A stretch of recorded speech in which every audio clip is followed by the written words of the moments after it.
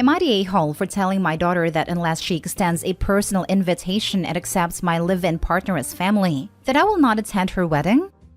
We are 10 years past the initial hurt, where I had an affair which led to divorce. My ex-husband has never moved on, never really dated, and very frankly, never gotten over the end of the marriage. I was wrong then, but for the right reasons, if that makes any sense. Neither of us were happy and our kids were suffering for it. My daughter is 27 now, and while she's done her best to get along with my live-in, neither of the kids see him or his kids as family. She's getting married in December, and her dad has said that it would be too much for him for my live-in to be at the wedding. Please recall that the initial hurt was 10 years ago. It is not my fault that my ex is not over it. My daughter has said that my live-in is not invited to her wedding, and while her dad has not given her an ultimatum, she wants him to be comfortable.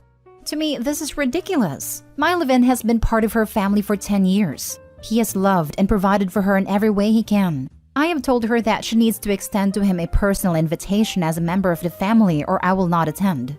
My daughter exploded on me when I told her this yesterday at our weekly family dinner. And I have not slept in almost 36 hours because I am so upset. To help me find some clarity, am I the a-hole for making the demand I did? Now for the top comments. You're the a-hole. If she doesn't want him there, that's her choice. It's her wedding. For you to not attend because she doesn't want your live-in there is childish behavior. You aren't even referring to him as stepdad, and that says a lot. Just because you shacked up with another guy doesn't mean your daughter needs to pretend that his family and your family are family. That's some Brady Bunch fairy tale right there. You only stand to ruin your relationship if you don't attend. That's on you if you want to do that. Make an adult decision and the right one as a parent. She obviously wants you there, at least. We aren't married. If we get married, then I sacrifice what I am owed from my husband's military retirement. You can't be for real. You cheated with another man. Then you screw over your husband by taking a portion of his retirement benefits? No, I lost those in a divorce. The Air Force pay what are called survivor benefits. After he dies, I am entitled to half of what his retirement would be. Lol. And why are you entitled to the money of the ex-husband that you cheated on? After you die, you are entitled to a one-way trip to somewhere extremely hot, so make sure you pack light. The law says I am. If this is the hill you want to die on, you can miss your daughter's wedding. She'll know what you prioritize. Time doesn't absolve you of guilt. You cheated and shattered your family. That's never gonna change. She won't pick you over her father. You gave her an ultimatum. He didn't. You're the a-hole. Edit from one of Opie's comment, she and the live-in are not married because she doesn't want to lose access to the retirement benefits owed to the man she cheated on. Opie, you are a vile and entitled goblin. Gotta bleed a victim for everything is worth. So nasty. Opie's a piece of work. You're the a-hole. I've read your comments. You seem to be self-righteous, entitled, and self-centered. You had no right to make that demand. That is your daughter's wedding, not yours. It is up to her and her fiancé to determine the guest list. She does not need to invite your live-in, whatever he is. Back in the day, live-in meant housekeeper. For that matter, she doesn't need to invite you. For people my age, live-in is a term of respect for a non-married partner. Maybe in your area, but where I'm from, it's a fair partner. And I have a child your daughter's age, so it's not about age and respect. It's about you not accepting and living up to the damage you caused. And now you think your ex, who you are still using, should be perfectly fine seeing you and your affair partner at his daughter's wedding? Seriously? You haven't even let your ex off the hook by getting married. Of course he can't get over it. You still have claws in him. You act very entitled. Time does not erase your actions. And until you completely let go of your ex, no time has passed for him. Your affair partner does not deserve any respect in this situation. Neither do you. You're the a-hole. Next story. Am I the a-hole for chucking my sister and her now fiancé out of my wedding reception? Me, 25 female, and my husband, 27 male, got married 3 years ago. A little backstory. I'm the youngest of 3. My older sister married 27 female and older brother 30 male. 3 years ago, in 2019, me and my husband got married. We got married in our local church and booked a luxury reception for after. We were both super excited about it as it was often fully booked and we got one of the last slots available. It all started at one of our family dinners. Mary's boyfriend John pulled me aside and asked if he could propose to Mary at my wedding reception. From the off, I knew I didn't want anyone to take the spotlight from me and my husband, so I denied his request. John was disappointed but understood and didn't bring it up again. I, later that day, spoke to my husband and he agreed with me on not wanting him to propose.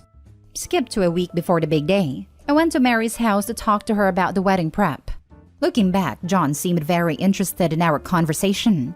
We got onto the topic of the fancy reception that I had booked. John kept asking questions all about it. He requested to look around it before the big day, so I gave him the address and didn't think anything more of it. He went the next day and after texted me, which he never does. It's perfect for the big moments. This struck me as odd, but I brushed it off and assumed he meant the speeches, first dance, etc. I had more important things to worry about, so I didn't think twice about it. Finally, the big day came. The ceremony was perfect and everyone was buzzing for the beautiful evening to come. We arrived at the reception and it was decked out. Fairy lights lined the roof and big curtains draped over the windows. The atmosphere was exactly what I had hoped for. We got straight to the traditional speeches, cake cutting, first dance. The night was going amazingly. Me and my husband then snuck out for a golden hour photo shoot on the gorgeous balcony. When we got back to the main party, I noticed a commotion. People gathered around the dance floor as Mary and John were dancing. Then the music cut out, and John reached into his pocket, took out a small box and got down on one knee. I burst through the crowd, grabbed the ring box and marched to the door, followed by my husband, John and Mary. I stood at the door and announced to John, "You asked me if you could do this, and I said no. No one ruins our day," as I grabbed my husband's waist and pulled him close. I opened the door and said, "If you can't follow one simple request, then you can't stay here. Leave." I held out the box as he grabbed and stormed out. Mary followed behind. My mother called me an a-hole for kicking them out over something so small, whereas my older brother totally understood why I did it along with my husband. So am I the a-hole? Not the a-hole. A wedding is for the bride and groom, not someone staged to propose. It's highly inappropriate and immature. I'm glad you and your husband stood your ground. I'm glad your brother has your back. I've seen it tastefully done once, and the bride was in it from the beginning. During the bouquet toss, the bride turned around and gave hers to her sister as the significant other knelt behind her. It's ridiculous that the mom can't conceive why Opie's upset. See, if it's something the bride and groom are okay with, then that's something completely different and can be added memory to their special day. But yeah, the fact the mother can't see how it's a prick move is weird. Not the a-hole. It was your day and your sister's fiancé was disrespectfully ignoring the fact that you didn't consent to his proposal on your day. I know hindsight's 20/20, but you should have warned your sister about his planned proposal and shadiness about your venue so he doesn't try to pull a stunt. Just curious, was your sister mortified by her boyfriend's actions, as I would be, or was she mad at you for ruining her engagement experience? She's angry at me for ruining her day, even though it was literally my wedding. But I announced my pregnancy at her wedding for payback. I like your pettiness. You know, we need the store now. Keep your eyes out. That story will be up in a few days. Next story. Am I the a-hole for refusing to babysit my niece and leaving her with a stranger instead? I, female 24, am an aunt to my 1-year-old niece Ava. My sister and brother-in-law live close to me, so I babysit for them sometimes. They don't pay me, but I'm happy to do it anyway. On Friday was their anniversary and they asked me 3 weeks in advance if I could babysit. I provisionally agreed because I had nothing else planned. My plans changed, however, when some of my old college friends told me they were stopping by my town on Friday. I haven't seen them in nearly 3 years and really wanted to see them. I gave my sister 5 days notice that I could no longer babysit on Friday and that she should make other arrangements. She didn't respond to the text, but she read it, so I assumed it was okay. On Friday, however, sister stopped by my house with Ava. I was confused and asked why she was here, and she told me she was leaving Ava with me as originally planned. I said again I was busy, and she replied that family's more important than my silly college friends, and I should step up to my responsibility as an aunt. Before I could protest, she bolted back to the car where brother-in-law was and they drove off, leaving Ava with me. I tried to call her after she left, but she had her phone off and none of my calls went through. I didn't know what to do. I couldn't leave Ava alone, but I also didn't want to cancel my plans. There are no other family members who live near me. However, I do have a friend, Jade, who lives nearby. She is good with kids and does babysitting as a side hustle. I called her and explained the situation, even offering to pay her to look after Ava, but she was understanding and said she'd do it for free. I thanked her profusely and dropped Ava off. I texted my sister to say I'd left Ava with Jade and to collect her from her house. It's relevant to the story that neither sister nor Ava know Jade personally. My sister didn't respond immediately, but after about 2 hours, she started spamming my phone. I turned my phone off as I was already out by that point anyway. They picked up Ava later that evening and she was perfectly happy. However, my sister and brother-in-law are furious at me for dumping Ava with a stranger, even though they know Jade is a trusted friend of mine. They accused me of endangering my own niece. Many other family members have sided with them and I've been getting angry texts all weekend. I really don't know what to think. I felt like I acted as best as I could given the circumstances. Am I the a-hole? Now for the top comments. Not the a-hole. Yes, your sister asked you 3 weeks in advance, but 5 days is plenty of warning that you wanted to change plans. The fact she didn't call you back or try to negotiate with you and just dropped your niece off and ran isn't funny or cute. She's the parent, and her kid is her and her husband's responsibility, not yours. Welcome to parenthood. She seems to be confused on this point. You don't owe her free babysitting. At all. Her antics of drop and dash, and then triangulating other family as flying monkeys to guilt trip you, are childish, selfish, and disrespectful. So for the foreseeable future, no matter what, when she asks you to sit, tell her no. Make her reach out to other mommy friends, get into a babysitter co-op, or gasp, her husband's family or friends can step up. Only offer to take your niece when you want to see her at your convenience, or be available as a sitter in a true emergency, like a hospital or funeral home is involved. But other than that, she needs boundaries and consequences for her nonsense. Give them to her. Not to mention sister dropped Ava off after being told she wouldn't babysit. Let's call it what it is. Sister abandoned Ava. And OP should call police and CPS if/when she does it again. Not an a-hole. Please text back. I did you a favor not calling the police when you dropped off your child knowing I was about to leave the house.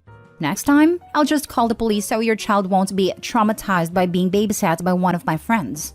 As for your family, I would send a group text. I had plans on X night. My sister showed up with her baby. I said I couldn't watch her, and my sister drove off, then shut off her phone. What my sister did was reckless. Her child isn't luggage. She's a person. If anyone thinks it's okay for her to drop her child off when you tell her you can't watch her and then shut her phone off, I'll let her know.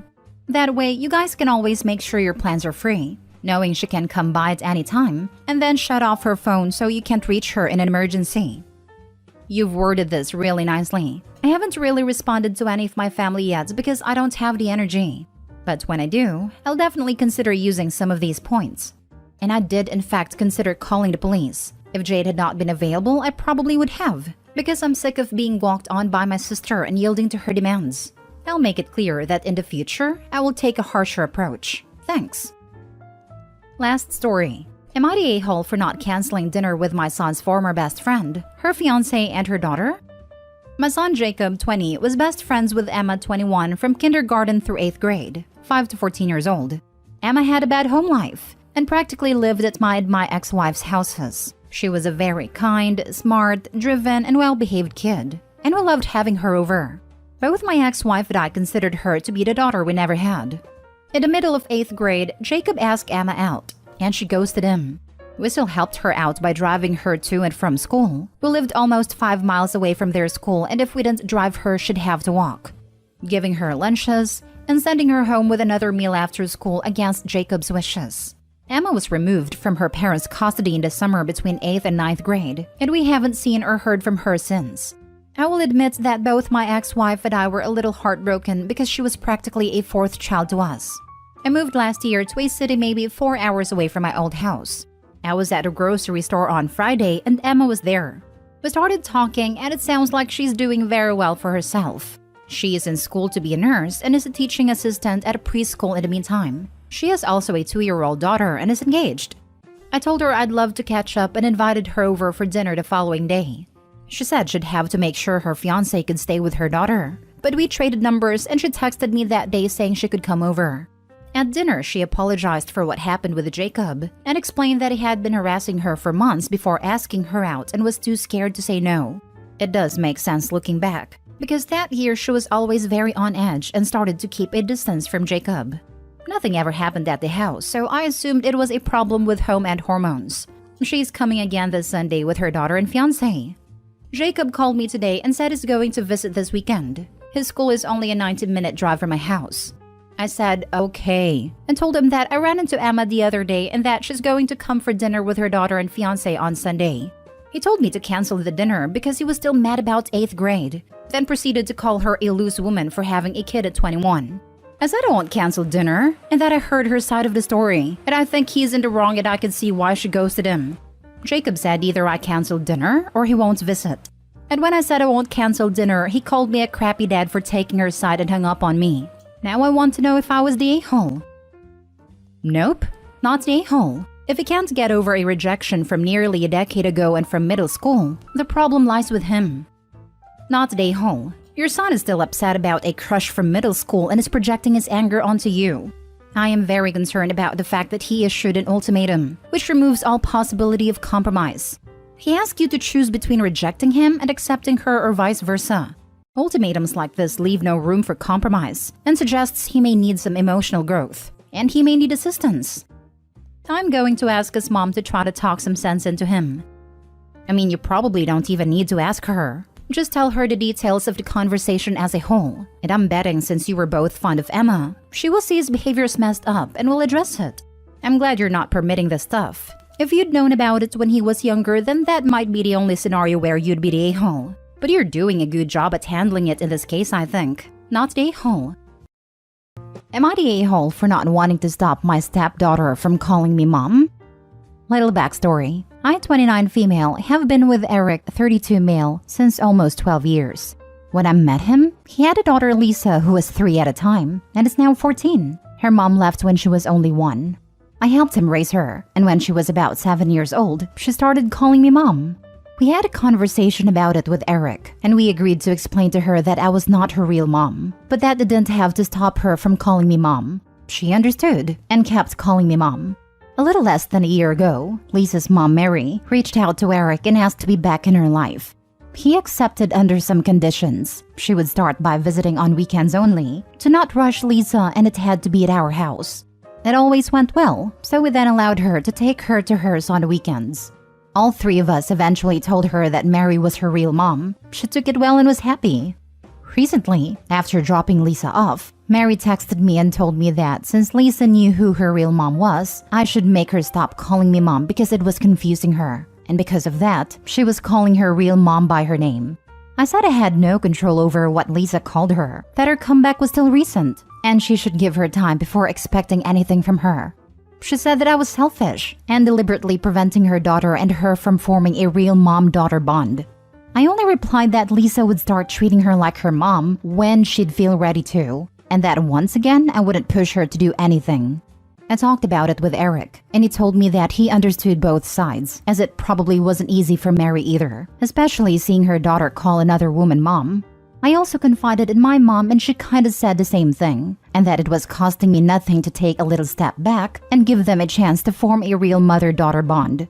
And now I'm torn, because I don't want to make Lisa stop calling me mom, but maybe it is selfish and it could help Mary get closer to Lisa. Am I the a-hole for not wanting to make her stop calling me mom? Now for the top comments before the mini update. Not the a-hole. This is not a decision for anyone to make except for Lisa. Look at what Mary's doing. Mary doesn't want to be the bad guy and tell Lisa to stop calling you mom. She wants you to do her dirty work. Then it looks like you are rejecting Lisa. How messed up is that? Tell Mary you will not tell Lisa to stop calling you mom. That you will not participate in having a mother figure reject her twice. The first time is when Mary disappeared. Petty would be tempted to reply, "Sure, I'll tell Lisa that you don't want me to be her mom anymore," and watch the panic set in. I had to go back and check the ages again, because Mary's acting like Lisa's a toddler with no agency in this situation. Lisa is 14. She's not confused. She knows who Opie is and she knows who Mary is. She's choosing to call Opie mom and Mary by her first name because she understands the situation perfectly. Yeah, the assertion that a 14-year-old is confused about the difference between her bio mom, that she hasn't seen in over a decade, and the stepmom that actively raised her that decade, is frankly ridiculous. Also at 14, she likely can see that Mary's playing games and trying to rug sweep her abandonment. If I was in Lisa's shoes, I wouldn't call Mary mom either. You don't get to just waltz back into someone's life and demand that you get to be a parent again. Just because Lisa's happy to have her bio mom back in her life doesn't mean she doesn't have any past resentment. It also wouldn't surprise me if Mary was trying to force this matter with Lisa before switching tactics and trying to make Opie do the dirty work. Not the a-hole, and you know it. This woman has been absent for 12 years. She's a birth giver, not a mom. Hard agree. Opie has been there from end of infancy through most of the daughter's important milestones. She's been there in good times and bad, as the playtime pal and as the disciplinarian. She has truly been the mom in every way except for giving birth. The child doesn't need to be confused by having her mom tell her to stop calling her mom just because bio mom is back for now. No way. That title is earned. Put respect on the name mom. Now for the mini update. Thank you all for your words and advices. I deeply appreciate it. I decided to follow your advices and have a talk with Lisa. And I thought of maybe see if she'd be okay to also have a talk with me, her bio mom, and my husband. But I don't want her to feel pressured, so I'll see first how our conversation goes. And I'll definitely talk about family therapy to my husband. Thank you all once again. Next story. Am I the a-hole for making my daughter choose which parent to have at her graduation, since her father and I have recently separated? My soon-to-be ex-husband and I have two daughters, 18 and 15 years old, and this relates to the oldest.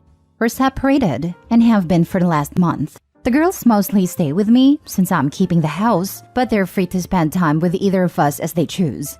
My daughter's graduation ceremony is about a month from today. Now, they made us confirm the number of guests early and also informed us that we're grouped together based on who we're there to see. Meaning, in this case, myself and her father would be sitting side by side. I'm not comfortable doing that, and my lawyer even said I shouldn't be contacting him unless it's through lawyers. He's not dangerous, that's just what they always recommend. With all this going on, I let my daughter know that she should decide which of us she wants to be there. I told her I'm not comfortable being around her father, and that it wouldn't be appropriate anyway, so she should just pick. She got very angry at me, saying I'm involving her in my relationship issues. I tried to reassure her, but she insisted that I should just suck it up for a couple hours. When I didn't back down, she called her father in front of me and told him he wasn't invited, and asked if I was happy. Before I could respond, she told me I was also uninvited, and she's just going to have her sister come and just her. I've been trying to reason with her, but she said if I argue anymore, she just won't walk at all. You're the a-hole. You do not have to sit directly next to each other at the graduation. As far as events after the graduation like parties or dinner or whatever, be an adult and suck it up. The graduation is about your daughter. You and your ex are both her parents. She wants her parents there at her graduation. Her graduation, not your graduation. Not your ex-husband's graduation. Your daughter's graduation. We actually would have to. The seats are assigned and right beside each other. The graduation is a month out. Contact the school now and request that you two be separated because you're in the process of divorcing and you don't want to risk any kind of distraction or disruption during the ceremony. You won't be the first parents who aren't getting along, and shuffling a few people will take very little effort for them. If either of you is flying solo, you may actually be useful for filling a one-seat gap so that a larger group doesn't have a single person in a different row. I did ask the school. They refused. You're the a-hole. I am going to call BS based on my experience working in family law. Does your lawyer know about this exact situation? Or are you applying blanket advice to this very important event for your child?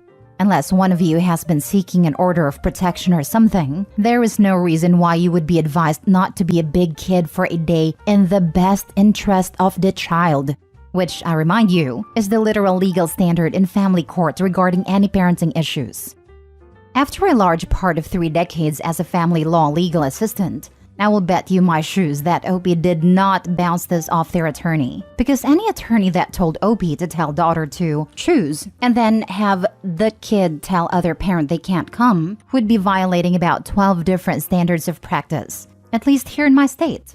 Any one of my lawyers would have a serious come-to-Jesus talk with his client about Children's Bill of Rights for pulling some nonsense like this. They specifically told me to not attend any event or location where he is as well. They included events for our children in that. If that is the case, then you need to call the school and explain the situation that you need to sit separately. Are you friends with any of her friends' parents? Can you sit with any of them? There are solutions that don't hurt your child. Next story. Am I the a-hole for ignoring my soon-to-be stepmom when she kept calling me by the wrong name? So my female 16 name is Andy. Just Andy. My mom's dad passed away just a few days before she found out she was pregnant. My mom was very close with her dad, and his name was Andrew and also went by Andy. The technical female version of Andrew is Andrea, but neither my mom nor dad liked the name. But my mom wanted to honor her dad in some way, so I got named Andy. Which I love my name. I think it fits me. My parents got divorced when I was 8 and lived with my mom most of the time, but visit my dad every other weekend, as well as holidays. 3 years ago, my dad started dating his now fiancée Kate. Kate, for some reason when we met, assumed my name was Andrea. I explained to her it was just Andy, but she kept calling me Andrea. I ended up telling my mom about it, and she told me just to ignore Kate until she calls me Andy. Well, this past weekend I was with my dad and we were visiting some of Kate's family. Well, she kept calling over for Andrea, and of course I ignored her. She got mad and said, "Why am I ignoring her?" And I said, "Because that's not my name, and you know this." Her dad and brother basically laughed, saying they thought I just went by Andy as a nickname, and I said no, it's just Andy. They then asked Kate why has she been calling me Andrea then. Well, Kate later got mad, calling me a brat for embarrassing her. She went on to say I knew who she was talking about, and that I should have just gone with it, but I was being an a-hole. I honestly kind of feel like in that instance I should have just answered to Andrea, but I don't know. Am I the a-hole? Now for the comments. Not a-hole. She's known you long enough to know your bloody name and use it. Exactly. Like I corrected her when we first met. So like most people, you would think she would make a mental note to call her boyfriend's daughter by the right name. Not a-hole. Your dad is an a-hole for letting his soon-to-be wife disrespect his daughter like that. I mean, is there a bigger red flag than not bothering to learn the name of your partner's kid? Honestly, I don't like that my dad is still with her and going to marry her. But luckily, I spend the majority of the time with my mom, so I don't have to deal with her often. OP, if you can stop seeing her and your dad, I would go down that route. She's awful, and your dad is enabling it. Not the a-hole. Not the a-hole. Also, why is your dad not correcting her? This, dad should have. I will not suggest you never ever speak to them again. Maybe have a sense of humor about it. Now she knows. See where it goes from there. You are young. Don't be a doormat, but don't push your dad away because of this. Next time you see her, tell her name is Beatrice today.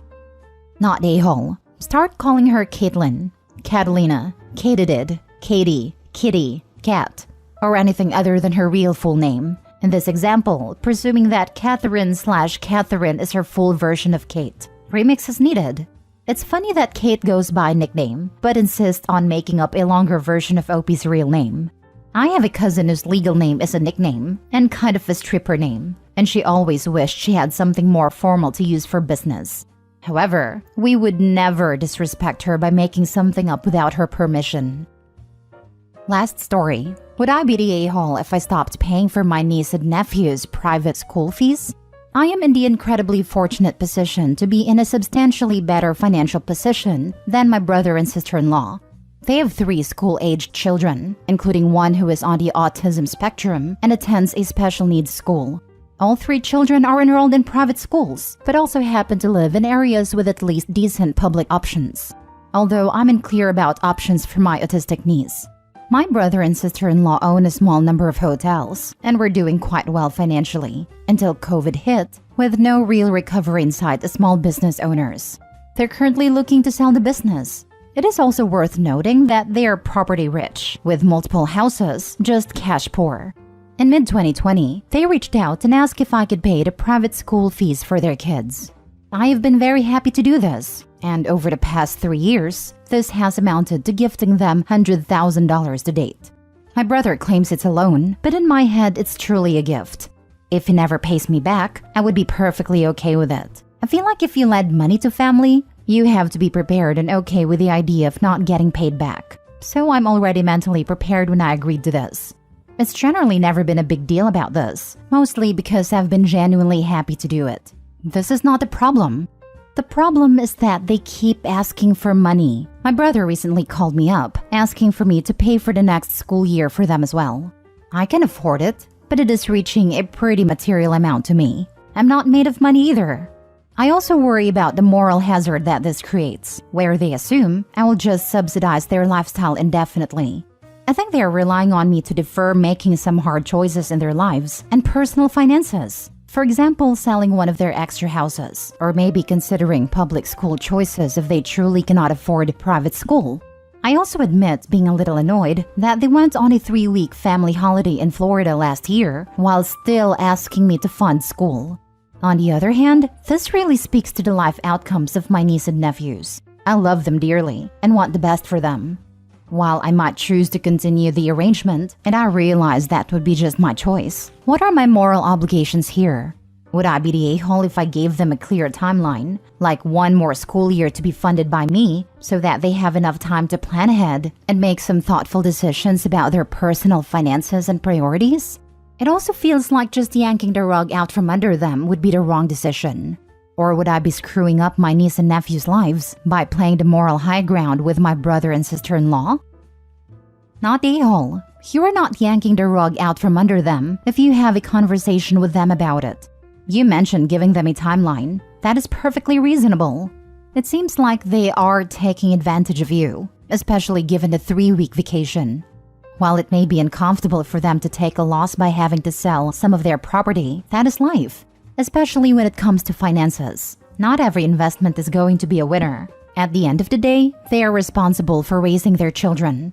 You have already gone far above and beyond what can be reasonably expected of you. Agree. Brother is asking for OP to pay for next year, so OP should be able to say, "Sorry, I won't next year, and I won't continue." Brother shouldn't be counting OP's money as built-in contribution every year for his own children's education. Brother can ask, OP can say no. Yes, I think we can have an honest and non-hurtful conversation about it. My brother is a good guy. I just need to establish some boundaries for him and his family. They are property rich with multiple houses, just cash poor. They went on a 3-week family holiday in Florida last year while still asking me to fund school. The real estate market is very hot right now, so it's a good time to sell. I would probably expect brother to put some skin in the game by telling him he has to pay half of next year's tuition and all of it after that. You would not be the a-hole. They are taking advantage of you. You're completely right. It's definitely a seller's market right now. Instead of attempting to start paying back the loan, they are treating themselves at your expense. I think it's amazing what you're doing, but it needs to stop. I'd give them 1 semester, not a whole year. Another good idea, maybe start with committing to the next semester. Sees them through this calendar year at least. That's a good starting position to discuss with them.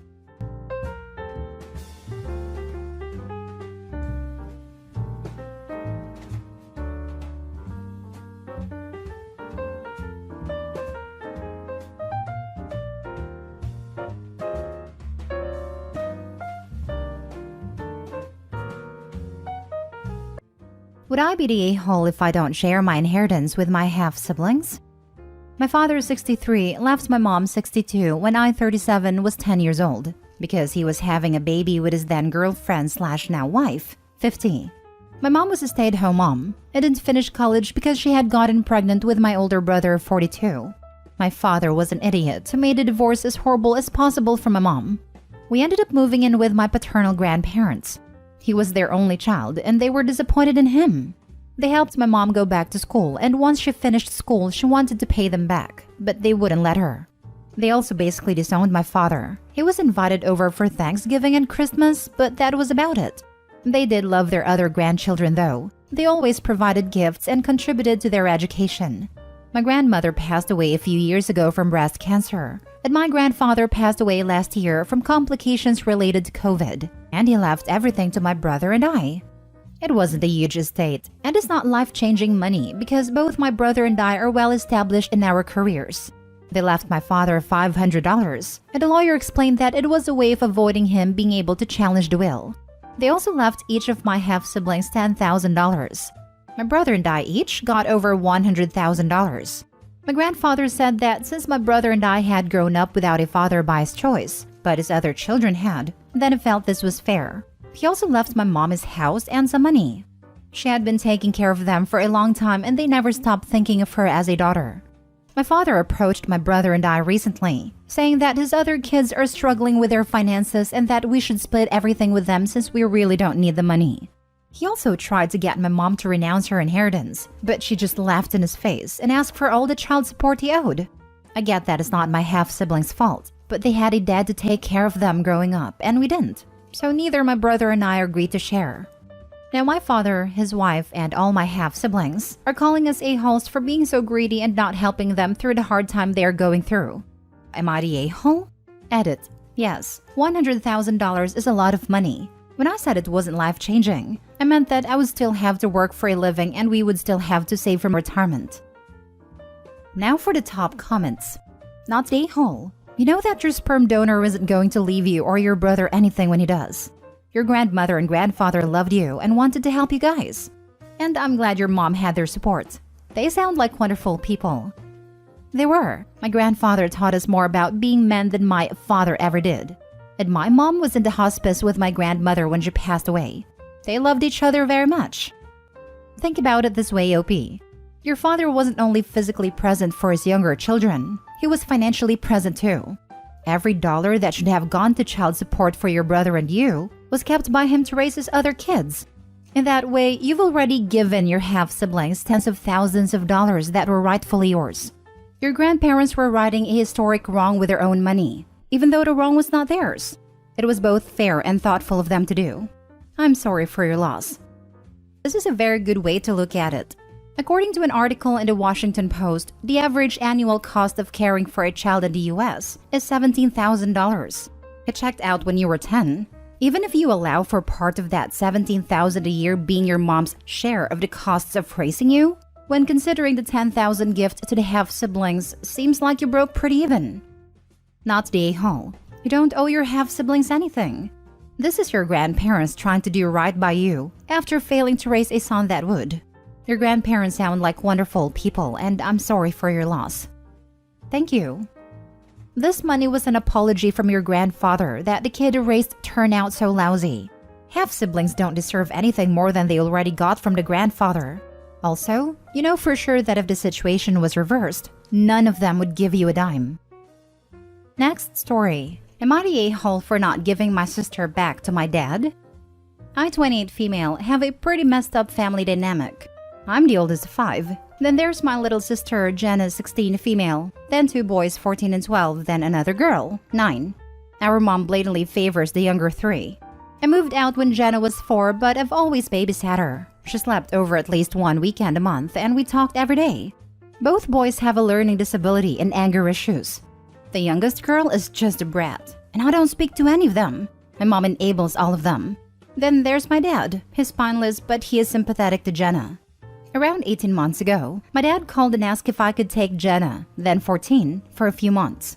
He wanted to leave our mom and wanted her to be in a safe place. I took her in, and at first, things were okay. My dad gave me a couple $100 a month to help with her expenses. He visited a few times a week and they FaceTime daily. Over time, the visits became less and less, and the payment stopped. My dad hasn't seen Jen in 4 months and hasn't spoken to her in 2. He's also gotten into arguments with me about me moving Jenna to a school closer to me and openly judges my parenting. I was driving Jenna to a crappy school with 2 over 10 rating, 20 miles away every day, when there's a school with a 9 over 10 half a mile away. Jenna has been with me so long that I'm actually in the process of buying a bigger house for us. We're in a 2-bed, 1-bath, and we're moving to a 5-bed, 3-bath. A couple weeks ago, my dad called and told me he got a house and he wants Jenna back. He has custody of all of her siblings and bought a 2-bed, 2-bath condo 60 miles away from me. I've talked to Jenna and she doesn't want to go. She doesn't feel safe sharing a room with her siblings. She doesn't want to change schools, and she doesn't want to be 60 miles away from me. I told my dad that Jenna and I don't feel comfortable with her being so far from me and having to share a room with her younger siblings, so she's going to stay with me. He said that I can't do that, and she has to live with her parent, but she hasn't lived with him in a year and a half. She hasn't spoken to him in 2 months and hasn't seen him in 4. I'm going to court to have her stay with me, but my entire family, except Jen of course, is against me. So I wanted to know if I was the a-hole. Not the a-hole. At 16, Jenna should have significant say in where and who she lives with. Your dad cannot claim you are unfit to care for her because you've been doing it for 2 years. His 2-bedroom condo is not big enough for the kids he has, since minimum is 1 room for boys, 1 for girls, and 1 for parents. I suspect he wants Jenna back so she can take care of her siblings, which is not her job. I was going to say exactly this. He wants her back so she can babysit the younger ones.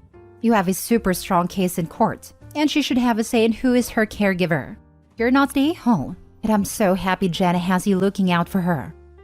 Not the a-hole, but he's also right. You can't do that. He's her parent and a parent legal guardian, and she was staying with you with his permission. You need to talk to a lawyer ASAP if you want to dispute it. I do have a feeling that you're being biased by your poor opinion of your family and kind of stuck in the attitude that it's you and her against them. The fact that there would be 4 kids, boys and girls, sharing a bedroom would look pretty bad if it came in front of a judge. And her wanting to stay with you and him asking you to take her in the first place would look good. But the laws on this vary a lot, and some judges just wouldn't care. If he's as spineless as you think, he might just cave rather than going through another custody battle. But if he reports her as a runaway, you're likely to have a knock at your door and a police car to drive her home. I am her legal guardian. Not the a-hole. Lawyer up. At the very least, a consult with a lawyer that practices family law. Save receipts, proof of supporting a dependent. Bank statements, proof of you paying for all her expenses. If your dad did deposits, point out how he pretty much stopped.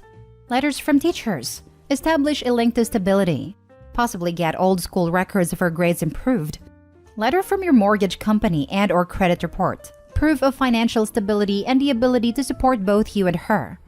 Dates of FaceTime, texts, emails, and phone calls of both of your conversations with him. It shows your story is not just word of mouth, and a decline in communication and what his plans are. Good luck. I have a consultation with a couple lawyers today. Next story. Am I the a-hole for screaming at my husband and mother-in-law over spray arts of my late husband? In 2011, my husband passed away in a car accident.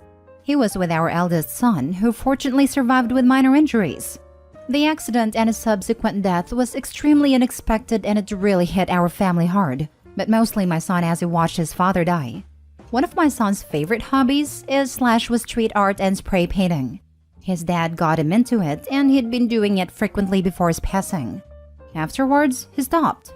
He barely even wanted to talk about his father despite many attempts at therapy and interventions. But then on the day before the 5th anniversary of his death, I woke up to him spray painting outside. He was busy with it all day and finished on the anniversary. It was a tribute to a moment we had on the last family trip we went on, but he added wings on his father. He never spoke about it after that and hasn't sprayed painted again either to my knowledge. I met my husband in 2019 and we married last year. He moved in with us with his daughter and everyone's been getting along. The only problem came a few weeks ago when my husband brought up his discomfort of having to see my late husband's face every time he looks outside. I explained to him that I understood how he felt, but in the end of the day, my late husband wasn't just a husband, but a father. And the artwork was done by our child as part of his own grieving process. He wasn't happy, but seemed to accept it. Yesterday, I was having a very stressful day for a plethora of reasons that I won't bore you with. The point is that, when I got home, I was already on edge. My mother-in-law was home and made a comment about how inappropriate it was to have an ex's face plastered outside, as if it was the first time seeing it, but whatever. I told her I wasn't in the mood today, and she said something about me not having to not be in the mood today had I removed it when I decided to commit to another man. My husband also decided to chirp in to say he'd already tried talking to me about it, and that it was a waste of time. And that's where I lost it. I don't even remember what exactly I was saying, but I just started screaming and going off at them. Generally about how much it meant to my son/our family, and I didn't want to hear about this anymore. My husband apologized to me later, but also mentioned that I shouldn't have screamed at them like that though, and that it could have been handled better even though they were admittedly wrong. Am I the a-hole? Now for the top comments. Not the a-hole. And I'm sorry, did they label your husband who passed as an ex? You're a freaking widow. Your son wanted to memorialize his father. So if that's how they feel about memorials, then maybe your mother-in-law will like having her grave passed on. You are so far from the a-hole, and I am sorry for your loss. And that your son had to bear witness. Yeah, I'm surprised nobody has picked up on the fact that they're just jealous towards a dead former husband. Very that. It's a memorial honoring a loved one from son to father. If anyone spoke ill of it to me and I was the OP, I'd be right insane. Let's also talk about how OP said she had a hard day, stated a boundary of not being in the mood, and mother-in-law did not care. That's another strike. OP, again, you are not the a-hole. At the end of the day, screaming at family member is never going to be the best choice, but you are without a doubt not the a-hole. Thank you for defending your child and his grieving process. You sound like a very empathic mother. And make sure to photograph the wall well in case that artwork is ever lost, like if you and your husband move so that your son will always have it. Please photograph it in detail. Take time doing it. When he goes to college, give him a framed copy to take with him.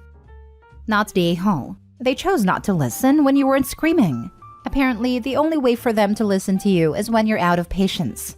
It's very frustrating to deal with people who have to be told no over and over and over again. And when you finally snap and yell, they say, "Why didn't you just say so?" Last story. Am I the a-hole for telling my mom to prioritize me if she wants to see me more? I, female 16, have parents who are divorced like many people. My dad married my stepmom 3 years ago. My mom got married to my now stepdad 2 months ago. My parents' custody agreement has always been 50-50, which worked well, and my parents were able to co-parent well even though they got divorced. Before my mom married stepdad, we lived in a cute 2-bedroom apartment. It was small, but I liked it. Both mom and I had our own space. But once mom and stepdad got married, my mom moved into his house. Now, stepdad has twin daughters, 8, and due to family issues, they live with him full-time. Stepdad has 3-bedroom house. When I first went to stay at my stepdad's place, I was informed I have to share a bedroom with my stepsisters who are 8. When I said I thought there were 3 bedrooms, I was told that the other room is my stepdad's man cave. I was willing to try staying in a room with the twins, and I tried for a whole month. It just didn't work. They go to bed earlier than me, and I have no privacy, which is nice to have as a teen girl. I asked my stepdad if we could make the other room as a bedroom for me, and he just said he needed a space. So, I told my mom I'm going to start staying more with my dad. I visit mom 3 to 4 times a week. I go over to my mom's on weekdays when I get off of school and stay over there until 10:30 p.m. So I'm over there for quite a few hours, and when I'm there on weekends, it's longer. Recently, my mom has been complaining that she barely sees me anymore. I told her I'm sorry she feels that way, but it isn't right I'm expected to share a room with 8-year-olds. I also said it's more understandable if we truly didn't have the room, but we do. Stepdad is just being selfish and you're agreeing with him instead of prioritizing my needs as a teenager. Mom got upset. Stepdad ended up calling me selfish and an a-hole, saying kids share rooms all the time. Your stepfather is calling you selfish? Well, that's rich. Your mom should have advocated for you before she ever agreed to marry or move in with a guy. Not the a-hole. Your mom and stepfather are. I 100% agree. Stepdad agreed to marry your mom knowing there'd be 3 kids in his house now. Which means some sacrifices, including getting rid of his man cave. Not the a-hole. The fact that it's not even a home office, but his damn man cave is upsetting. And if this is a house, then there is a good chance that there is a yard, which means he could put up an insulated shed and have a true man cave. Not the a-hole OP. If your mom tries to fight this in court, let your dad get full custody. There are very few judges who would look kindly at the situation. In my state, blood siblings can be made to share, but half-siblings and step-siblings are required to have their own spaces. If siblings are more than 5 years apart in age, they are required to have their own spaces. And brothers cannot share a room with sisters over the age of 7. Not an issue here, just part of the spiel I've had to memorize over the years working with foster parents. Not the a-hole. You're the child. Your parents need to provide for you. Your own space is the best thing for you and the twins. Your stepfather is a parent. He's being selfish and irresponsible. If it were an office and he worked from home, I'd maybe see it differently. But no, he doesn't get a man cave if he crams his 3 kids into another room. What are his poor twins going to do when they're teens? I'd say get the custody arrangement rewritten so you're 100% with dad. I can't see a family court letting the man cave slide. Mom and stepdad may be afraid that if that happens, she will have to pay child support. And most judges will listen to what a kid this age wants. I wouldn't be surprised if she has to babysit the 8-year-old twins a lot. Am I the a-hole for refusing to stand up for my girlfriend when I felt she purposely started drama with my mother by bringing a cake to a birthday party? I've been with my girlfriend for 2 years and we are talking about getting engaged soon. I love her wholeheartedly and would choose her over my mom in a heartbeat.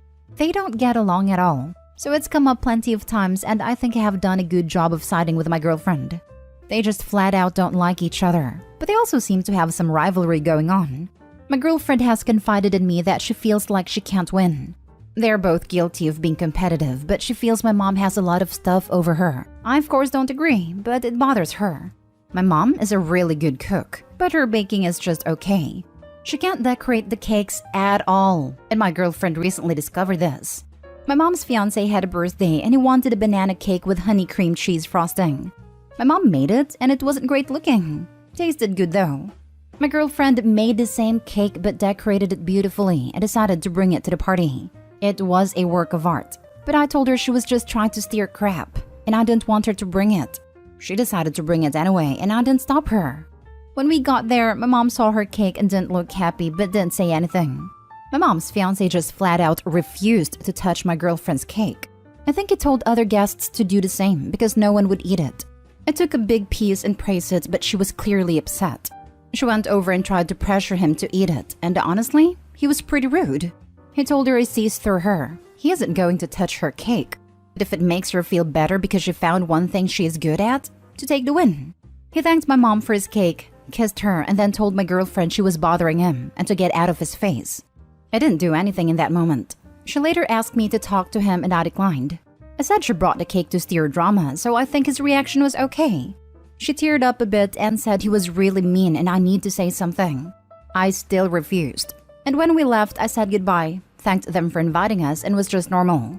She accused me of being spineless and still upset. Now for the top comments. Not the a-hole.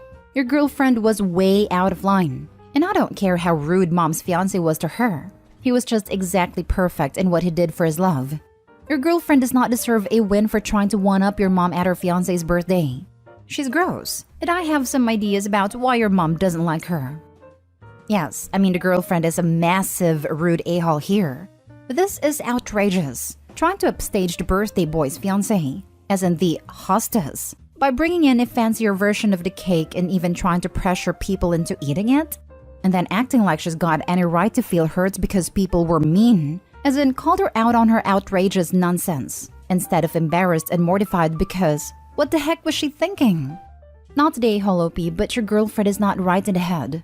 This goes beyond just being competitive. She was being mind-bogglingly rude and out of line. And it's a giant marinara flag that she doesn't acknowledge just how badly she screwed up and how rude she was. It's unhealthy for her to be so obsessed with winning that she's willing to cause scenes and ruin celebrations with this type of intentional a-hatery. It won't even apologize, but will instead get mad at people for not supporting her insane upstaging antics. Edit: the fiancé probably didn't even need to ask the other guests to not eat your girlfriend's cake. Because anyone with any understanding of basic manners and decency would not want to offend the hosts by going along with such a rude stunt. Seriously, OP, you need to think if you're willing to lose your mom over your girlfriend, because she seems hell-bent on destroying any relationship or goodwill between them. This is a ridiculous level of crap steering. Kudos to your mom and her fiancé for handling it so well. Not the a-hole. This platform loves to dump on mother/father-in-laws and difficult parents. But maybe it's time to have a long, hard look at if your mother's reasons for not liking your girlfriend are valid. If this was your birthday, maybe I'd understand a little more. But your girlfriend tried to upstage your mother at her fiancé's birthday and handled it like a pro. I wouldn't put it past your girlfriend to turn up to your mother's wedding wearing white. This feud isn't going to go away. So before you propose, have a think about if you're really willing to lose your mother over your girlfriend. Because after her little stunt, I wouldn't be surprised if they chose to go low/no contact. Yep, this post is a definite win for the mother-in-law column, both in terms of who was in the right and who won battles of the cakes. Next story is titled, Am I the a-hole for leaving a wedding early because I felt my boyfriend was ignoring me?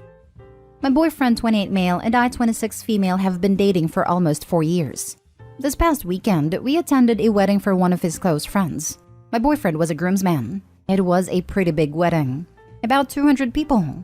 I have social anxiety and don't do well in big crowds, especially when I don't know a lot of people there and don't really have a comfort zone. I did know a fair amount of people at this wedding, but they are mostly my boyfriend's friends and family, not really close friends of my own. Since my boyfriend was a groomsman and had all the duties that go along with that, we weren't together for most of the day.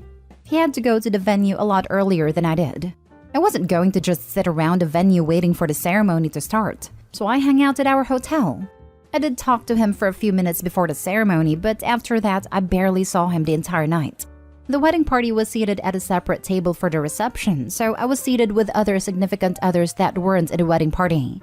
I knew a couple of them, but we aren't close. By the time dinner was served, my anxiety was already spiking. I was able to talk with my boyfriend again after dinner, but he kept getting pulled away by the groom and other friends to go dance or play a game they set up. I felt like my boyfriend was ignoring me and I was already at my social limit, so I found him and told him I was leaving. He tried to convince me to stay and celebrate with everyone and to get out on the dance floor with him, but I refused. I don't like dancing. It's just not my thing. So I left and went back to our hotel. I waited up for my boyfriend to get back because he wasn't responding to my texts. He didn't get back to our room until 3 a.m. Apparently, his phone died during the night and some of the guys went out to a bar after the reception. When he got back, I was angry. I told him I was worried about him because I couldn't get a hold of him. He said that wouldn't have been a problem if I had just stuck around and had fun. I told him I felt like he was ignoring me the entire time. He said he was a groomsman in a close friend's wedding. He had things he had to do. He said he had tried to get me to stay and dance and have fun, but it was clear to him that I had already made up my mind to leave. I told him I felt like an afterthought to him the entire day. He said I need to get over myself, because this was his friend's wedding and he was there to support and celebrate his friend's new marriage, not to babysit me the entire time. He told me he was disappointed that I couldn't even hang around for one night to celebrate, and that I made a decision to leave on my own, so I can't blame him for anything. I'm still upset about it a week later, and he's refused to apologize or accept any responsibility for why I left. Like, I understand he has things he had to do as a groomsman, but I felt like he has put zero effort into making sure I was comfortable. You're the a-hole. He's right. His duties that day were to the groom. That is what a groomsman is. Are you always this exhausting? Or just when he dares to focus on someone that's not you? Man, this was spot on with what I was thinking. Like, baby girl, it's not always about you, lol. You're the a-hole. OP. How do I make every single day about myself? Right? Lol. And then want that man to apologize. OP needs to recognize that it's okay and actually healthy to spend time apart from their partner. It was perfectly fine for her to go back to the hotel. It was perfectly fine for him to stay and party with the wedding party and his friends. It's not okay for her to be mad that they both did what they wanted to do. OP, you sound controlling and insecure. You are blaming your boyfriend and your anxiety for your discomfort. But it sounds like even though you knew some other people there, you didn't make any attempts to enjoy yourself. Everything you described sounds par for the course for a wedding where one partner is in the wedding party and the other is not. It's up to you to navigate the setting and figure out how to handle it. Does it kinda suck not to see your partner so much? Yes, sure. But it was one night, and he had obligations that you were aware of. You staying up to overthink the situation and get angry about it makes you the a-hole. You should have just gone to bed. Next story. Am I the a-hole for asking my in-laws the same questions they ask me? I, female 30, got engaged to my fiancé a month ago.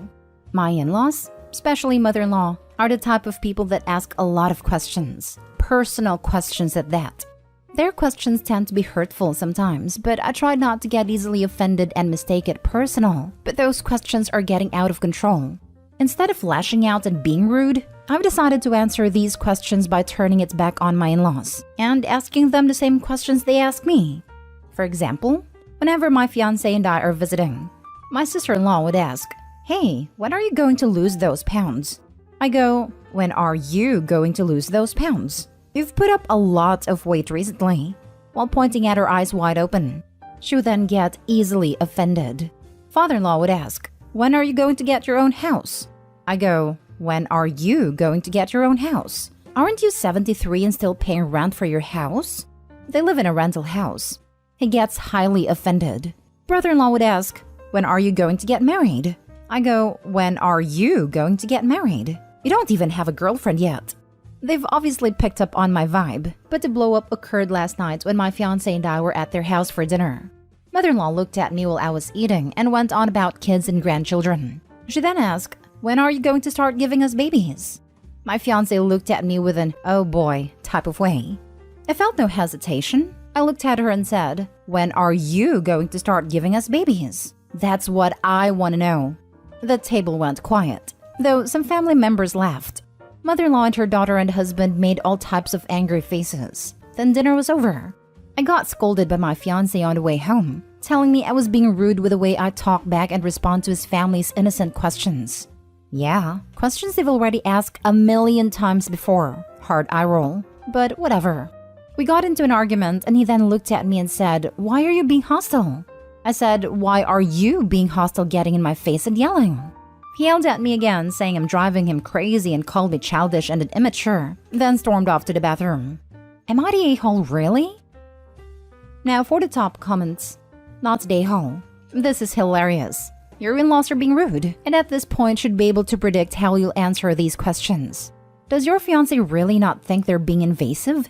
Maybe talk about this before you get married. She doesn't have a family problem. She has a fiancé problem. The fiancé isn't backing her, and they should go to counseling or not get married. A united front is needed. Not the a-hole. Are you sure you're excited to become a part of this family? They kinda treat you like crap, and your fiancé doesn't have your back. Is this really how you want to live the rest of your life? Can you imagine how awful they will be if you decide to have children? I can hear sister-in-law now. When are you gonna lose the baby weight? After dating someone with an absolutely batshit mother many years ago, I swore I would never marry into that crap. Then I dated someone years later with another crazy family. We broke up when I realized it. By chance, I am friends with the latter ex's wife, so I've been able to hear how it's going. Not well. Not well at all. It just isn't worth it to me to knowingly walk into enemy territory by way of marriage.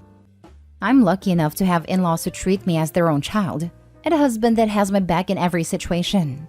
I feel like this behavior of monster-in-law has been normalized and expected. Some people fall for the trap and lead long miserable lives. I hope Opie jumps off this sinking ship. Now for the last story. Am I the a-hole for being ungrateful to my parents offering to pay for my wedding? My wedding is next year, and my parents have offered to pay some part of the cost. I am 27 male and my fiancé is 25 female. Due to tradition, my mom has offered to pay for my fiancé's wedding dress.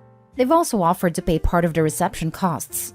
At first, both my fiancé and I were very grateful for their offer. But after we started wedding planning, we realized it was wrong accepting their help in the first place, since they want to have the first and the last word on everything, and barely leave us make our own decisions because we are paying too, so we are having it our way.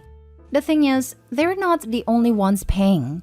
We do too, and it's our wedding after all, yet they won't let us have any input.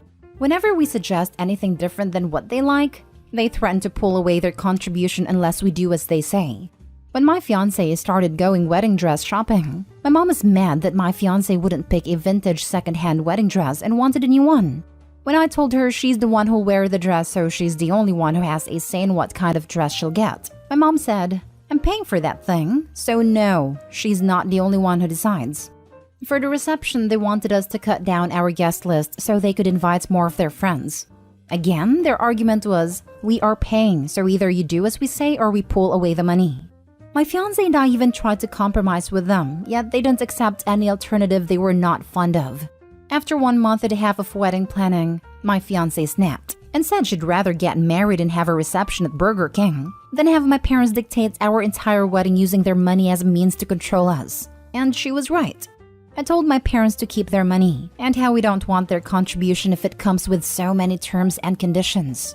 My parents called me and my fiancé ungrateful for rejecting their offer, and how we're a spoiled couple. I told them that I'd rather be ungrateful then, but how I don't appreciate the fact that they only offered to pay in order to have full control.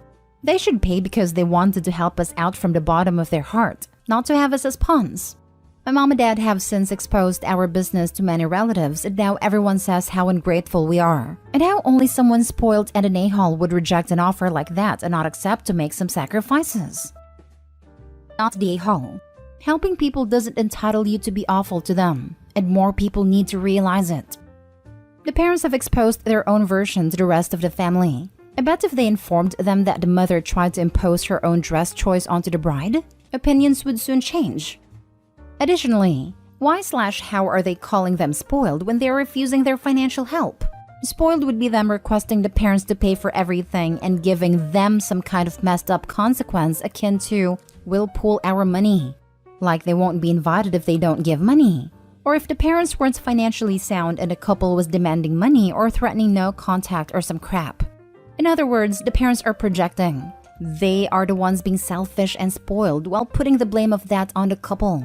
Classic markers for narcissistic personality disorder actually. Wonder if that's what OP and fiancé are up against. If so, be prepared for this behavior to never end and ramp way the heck up if they have kids. Husband will need a strong backbone and even stronger boundaries if that's the case. Not stay home. They kept threatening to pull the funding. All you really had to say was, the 6th time you threatened to pull funding because we didn't want to do something your way, we got the message that you didn't want to contribute. This way you don't have to stress about any of the details and can just enjoy it as guests. At first, we really thought they wanted to contribute with good intentions because they really wanted to help us. For example, my fiancé's parents contributed and got us our wedding bands. They didn't care what we got. They offered us a budget and told us to either get something within that budget, or they'll offer that budget they have and we can feel the difference in price if we like something more expensive. They didn't even care to know what kind of rings we chose as long as we were happy.